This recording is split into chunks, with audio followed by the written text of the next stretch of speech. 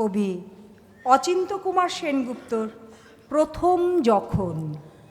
প্রথম যখন দেখা হয়েছিল কয়েছিলে মৃদু ভাষে, কোথায় তোমারে দেখেছি বলো তো, কিছুতে মনে না আসে। কালী পূর্ণিমা রাতে ঘুমায়েছিলে কি আমার আতুর নয়নের বিছানাতে?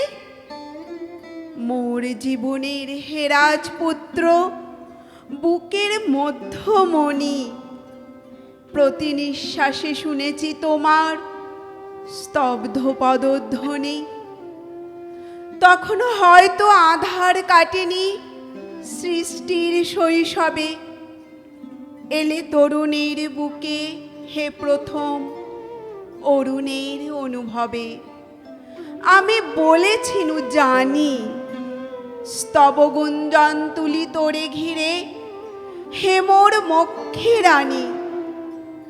জপিলাম কত পরশতপ্ত রজনী নিদ্রাহীন, দু চোখে দু চোখ পাতিয়া শুধালে কোথা ছিলে এতদিন? লঘু দুটি বাহু মেলে মোর বলিবার আগেই বলিলে, যেও না আমারে ফেলে। আজি ভাবি বসে বহুদিন পরে ফের যদি দেখা হয়, তেমনি দু চোখে বিশ্বাসাতীত জাগিবে কি বিস্ময়, কহিবে কি মৃদু হাসে, কোথায় তোমারে দেখেছি বলো তো, কিছুতে মনে না আসে। নমস্কার।